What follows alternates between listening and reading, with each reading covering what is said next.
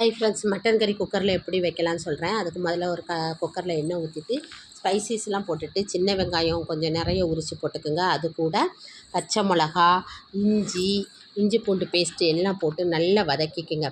பச்சை மிளகா, சின்ன வெங்காயம், பின்ன கருவேப்பிலை, பின்ன இந்த இஞ்சி பூண்டு பேஸ்ட்டு இதெல்லாம் போட்டு நல்லா வதக்கிட்டு ஒரு தக்காளியை நல்லா மிக்சியில் அடித்து இது போல் ஊற்றிக்கிட்டிங்கன்னா நல்ல கிரேவி நல்லா திக்காக வரும். அது கொண்டு இது நல்லா இப்படி வதங்கட்டும். வதங்கினதுக்கப்புறம் இதுக்கு தேவையான பொடி வகைகள்லாம் சேர்த்துடலாம். அதாவது 2 ஸ்பூன் மல்லிப்பொடி, 1 ஸ்பூன் வத்தல் பொடி, அப்புறம் கொஞ்சோண்டு மஞ்சப்பொடி, அப்புறம் கறி மசாலா பொடி, இவ்வளோ தான் சேர்த்துருக்கேன். கொஞ்சம் நல்ல மிளகு பொடி, இவ்வளோ சேர்த்து அந்த எண்ணெயிலேயே இந்த மசாலா எல்லாம் நல்லா வதங்கினதுக்கப்புறம் இது கூட நம்ம கழுவி வச்சுருக்க மட்டனை சேர்த்துக்கலாம்.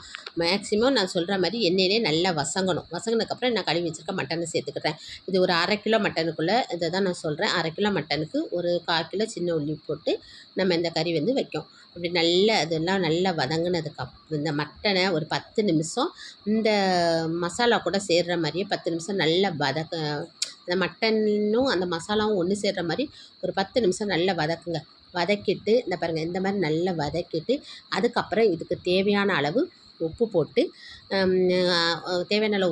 கொஞ்சோண்டு தண்ணி, அதாவது கிரேவியாக வைக்கிங்கன்னா கொஞ்சம் 2 கிளாஸ் தண்ணி வைக்கலாம். இல்லை எனக்கு கட்டியாக தான் இந்த குழம்பு மட்டன் கறி வேணும் அப்படின்னா ஒரு கிளாஸ் தண்ணி வச்சா போதும். ஏன்னா மட்டன்லேருந்து ஆல்ரெடி தண்ணி விடும், அது கொண்டாக்கும். இப்படி விட்டுட்டு நல்லா எல்லாம் ஒன்று சேர்த்து வச்சுட்டு இந்த ஸ்டேஜில் உப்பு காரம் எல்லாம் கரெக்டாக இருக்கான்னு செக் பண்ணி பார்த்துக்குங்க.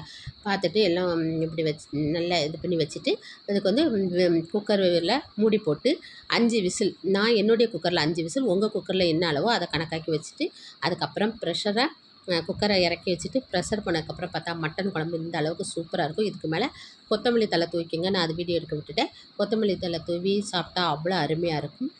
இது சப்பாத்தி, சோறு, தோசை எல்லாத்துக்கூடயும் இந்த மட்டன் கிரேவி நல்லாயிருக்கும். சட்டுன்னு செஞ்சிடலாம். இதுபோல் பிகினர்ஸ் கூட ஈஸியாக செஞ்சிடலாம். இதுபோல் செஞ்சு பார்த்துட்டு எப்படி இருக்குன்னு கமெண்ட் பாக்ஸில் கமெண்ட் பண்ணுங்கள். இந்த வீடியோ பிடிச்சா லைக் பண்ணுங்கள், ஷேர் பண்ணுங்கள். நன்றி.